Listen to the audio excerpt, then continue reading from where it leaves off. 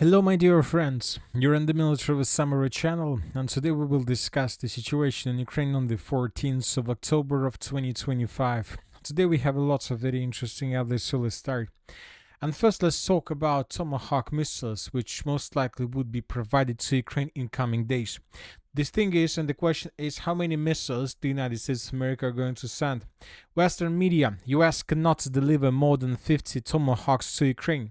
The United States can deliver 20 to 50 Tomahawk missiles to Ukraine, writes the Financial Times, citing the director of the defense program at the Analytical Center.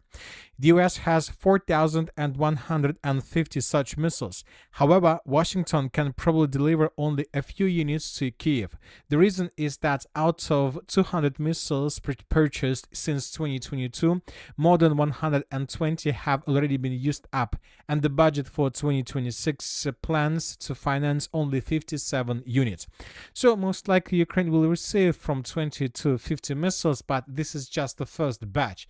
Nobody says that this is the, let's say, the only numbers and that's it. Most likely this is the first batch, and then the Western countries, NATO countries, Zelensky will see whether these missiles can change the situation on the ground or not.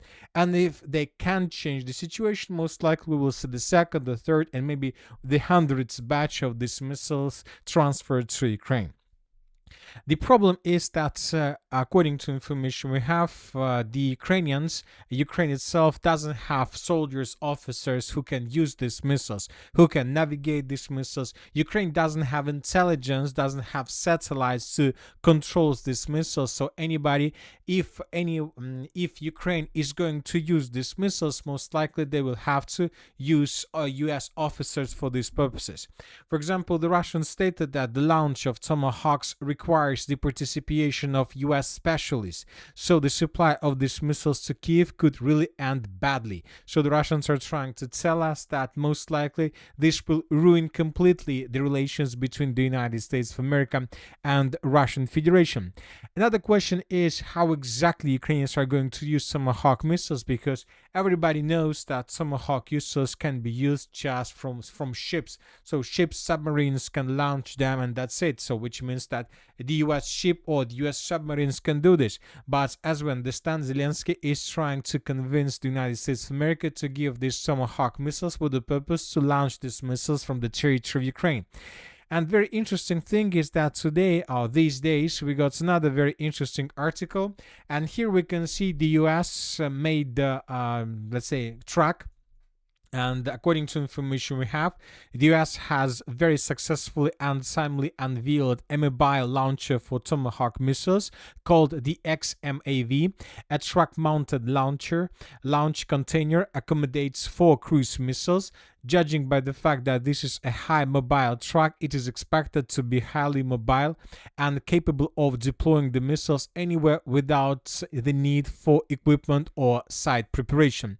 So most likely the United States of America will transfer 20 to 50 missiles to Ukraine and probably several launchers of this type. And as soon as it happens, most likely Ukraine will begin attacking the territory of the Russian Federation, trying to destroy warehouses, ammo depots, or probably energy facilities or critical infrastructure facilities. And this will once again ruin the situation completely. But from the other side, we start receiving very interesting statements and updates from the Republic of Belarus. Today, the president of the Republic of Belarus, Lukashenko, stated that Minsk is ready to make a big deal with the United States of America if the interests of Belarus are taken into account.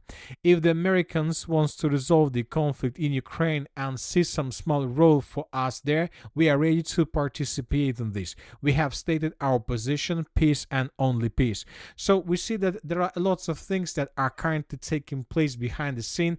Russia is ready for negotiations, and Russia is sending signals through the territory of Belarus, through the president of Belarus, Lukashenko.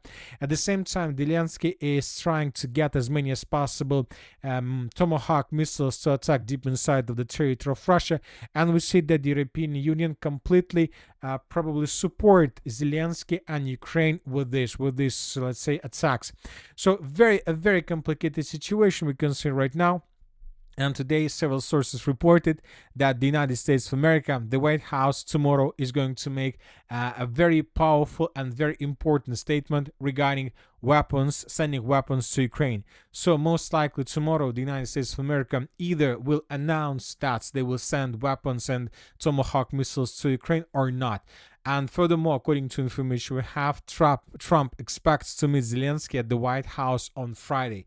So this is the situation. So if you ask my opinion, I believe that the United States of America will provide Ukraine Tomahawk missiles, a very limited batch. They are going to announce about this tomorrow, and most likely on Friday, when Zelensky comes to the United States of America, some additional papers and documents will be signed on this matter. Now let's discuss the situation on the ground, and first let's talk about the Zaporozhye direction. We are receiving a lot of very interesting updates from this area. More precisely, we haven't been receiving anything from this area for 3 days in a row, which means that something is happening right now. So the Russians during August, during September, and during first days of October were advancing in this direction, and they were capturing one settlement after another, and almost every single day we were adjusting the map in the Russian favor. But almost 5 days ago, the Russian progress on the ground stopped. So there are several reasons of this. First of all, the Russians managed to get the Poltavka and the Uspienovka fortified area, and currently there are very heavy clashes inside of the city limits of these two settlements, which means that most likely the Russians, neither the Russians nor the Ukrainians, will announce anything until the battles for these territories finish. Furthermore, we got report that the armored forces of Ukraine have redeployed a very powerful FPV drone operators crew. We're talking about Ptahi Madyara. So Ptahi Madyara, this is one of the strongest, basically this is the strongest FPV drone group, FPV drone crew, and according to information we have, they have been redeployed recently, and their main purpose in this direction is to stop the Russians, to slow them down, and to deal significant damage to the group of forces east. Maybe this is another reason why the Russians stopped, why the Russians are not moving. Currently, they're trying to be very careful because they understand that currently there are hundreds of drones above their heads and they can attack anytime, and the Russians can start suffering huge losses. So this is the situation in this area. Let's wait and see what is going to be next. At the same time, we start receiving reports that the Russians are increasing their activities in the Novopavlovka direction.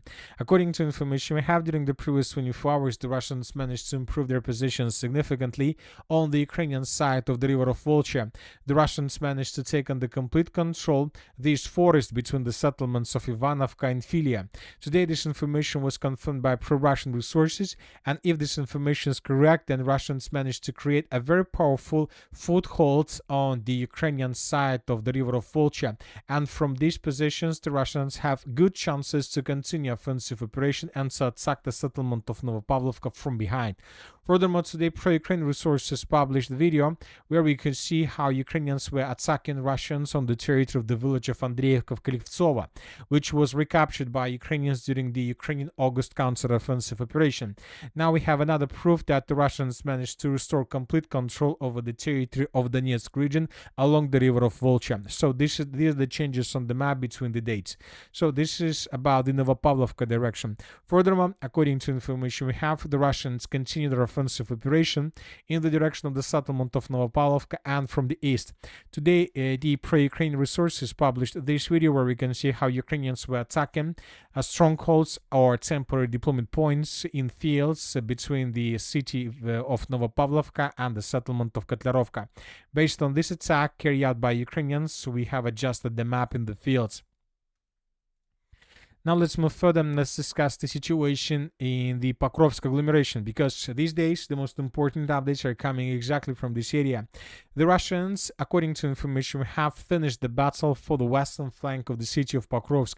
The fields, strongholds, positions along the railways were completely captured by Russia, according to different mappers. So, as we understand, the Russians managed to secure the western flank of the city of Pokrovsk. It will take them a day or two to regroup themselves, and then they will be able to move further in the northern and the northwestern directions with the purpose to establish complete control over the M30 road and to cut this road physically. Furthermore, the Russians continue clearing this area. During the previous 24 hours, we received lots of videos of how Russians were attacking this territory. In this video, we can see how Russians were bombing this stronghold to the north of the railways between the city of Pokrovsk and the settlement of Kotlina. Now let's move further and let's discuss the situation in the northern part of the Pokrovsk agglomeration. According to different mappers, the Russians during the previous 24 hours improved their positions in the village of Krasny Liman. Basically, the settlement was completely captured and secured by Russians. But as for the end of the 14th of September of 2025, nobody yet have confirmed this information, which means that maybe there are still clashes. Maybe tomorrow or the day after tomorrow, the Minister of Defense of the Russian Federation will confirm this information. Anyway, the situation is a disaster for Ukrainians if this information is correct. But the most important updates are coming from the southeastern direction, from the territory of the city of Mirnograd. According to information we have, the armed forces of the Russian Federation managed to capture the settlement of Balagan. This information was confirmed and provided during the previous 24 hours by neutral mappers, and later this information was confirmed by the Minister of Defense of the Russian Federation. The Russian minister stated that as a result of active offensive actions, the center group of forces managed to establish complete control over the settlement by the name of Balagan. So this is the village that was secured by Russians, and this is the situation and the dynamic in this area. Let's discuss this in details. The major Mirnograd offensive operation, the Russians started around 9th or 8th of October of 2025. And as a result of clashes during the previous first days, the Russians managed to break through Ukrainian defense and to capture the settlement of Kazatskaya. This information was confirmed by the 11th of October of 2025 by different pro-Russian resources. Then, the next day, the Russians managed to answer the settlement of Balagan from the north, and we had this video where we could see how Ukrainians were attacking with FPV drones Russian units and soldiers on the territory of the settlement. By the end of the 13th of October of 2025, the Minister of Defense of the Russian Federation confirmed that the settlement of Kazatskaya was completely captured and secured by Russians by the Group of Forces Center. Furthermore, the Russian minister stated that the first groups or stormtroopers of the armed forces of the Russian Federation managed to enter the eastern part of the city of Mirnograd, and currently the clashes are taking place between the citadel of the city of Mirnograd and the Terikon and the landfill in the vicinity of the mine of Dimitrova. Furthermore, by the end of the 14th of September of October of 2025, the Minister of Defense of the Russian Federation also confirmed control over the settlement of Balagan. So we see that the southeastern flank of the city of Mirnograd has collapsed completely. The Russians, during the previous 5 days, captured at least 2 villages. Most likely in coming days, the Russians will secure the settlement of Promin, which is also located in this area. So we're talking about this village. If Russians can establish control over the settlement of Promin, most likely Ukrainian defense around Nikolaevka will collapse automatically. We're talking about this dense network of the fortifications. If it happens, Russians in coming days may establish complete control over everything along this red line, and the clashes will start taking place in the main part of the southern Mirnograd.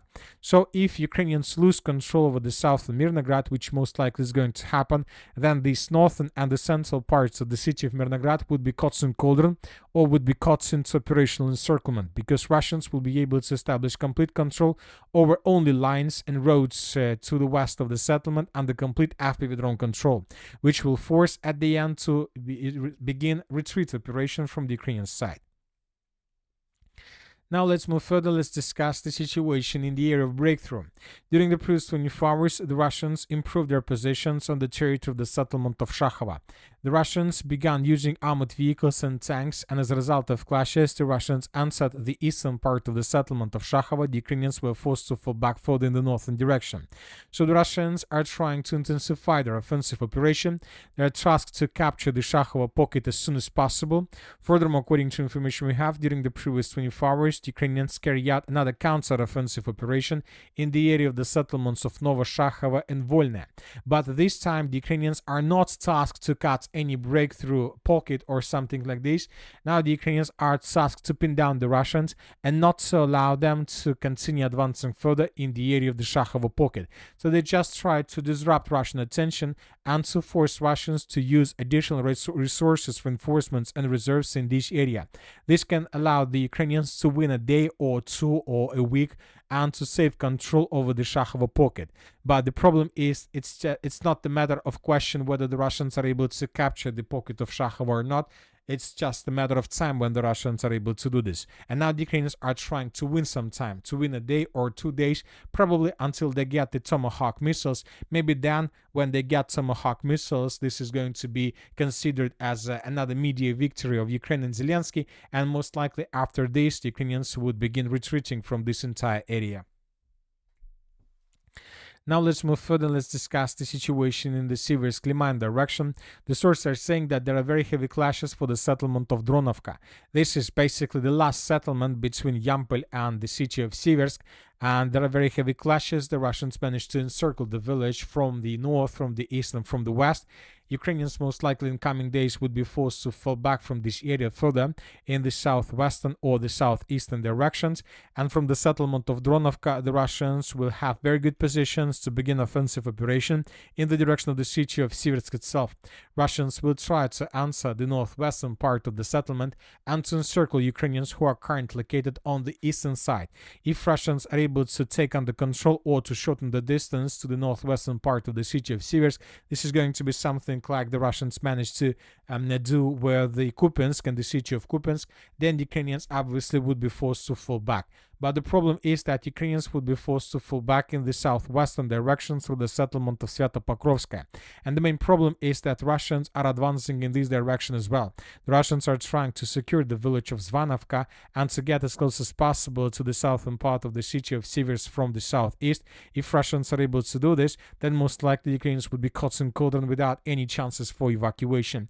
And most likely several thousands of Ukrainian soldiers would be caught in the city of Siversk without any chances for evacuation. At the same time, Russian drones are flying to the west of the city of Siversk, trying to hunt and to destroy everything that uses this road. We have lots of proofs, video proofs, that when Russians were destroying vehicles that were trying to escape this territory. As for the Liman direction, during the previous 24 hours, additional changes on the ground were recorded. The sources are saying that the Russians are advancing in the direction of the city of Liman. So it seems that the Russians maybe will try to answer the city of Liman without taking under complete control the settlement of Drobyshevo. The Russians are trying to outflank the settlement of Drobyshevo from the east. So it seems that the battle for Liman may start even earlier than the battle for Drobyshevo finishes. The Russians, if they answer the city of Liman, can create a very powerful media victory for the group of forces west and for the entire Russian Federation, because the beginning of the third battle of the city of Liman will obviously deal damage to the spirit of Ukrainians on this direction, and this can lead to complete destruction of Ukrainian defense line in this area, and the Ukrainians who are currently located around the settlement of Zarichne would start evacuation and retreat process without even waiting for an order from the General of Staff of the Armed Forces of Ukraine, Syrsky. Now let's move further and let's discuss the situation in the city of Siversk and the city of Kupiansk. According to information we have, the armed forces of Ukraine abandoned their positions in the northwestern and the western parts of the city of Kupiansk. The Ukrainians somehow managed to escape complete encirclement. The Russians, as you remember, managed to encircle Ukrainians several days ago, but then the Ukrainians carried out several counterattacks, and most likely as a result of those counterattacks with special groups, they managed to maintain a corridor for complete evacuation. So Ukrainians escaped the encirclement, and now the clashes are taking place in the southern and the southwestern parts of the city of Kupiansk. Furthermore, the Russians established complete control over the only supply line or evacuation line between the eastern and the western banks of the river Oskol. In this video, we can see how Russians were bombing and attacking the pontoon bridge, and as you can see according to this video, this bridge was completely destroyed, at least was damaged exactly at this part. So Ukrainians lost another way for evacuation. The Russians are trying to capture Ukrainians in this pocket and not to allow them to escape the situation.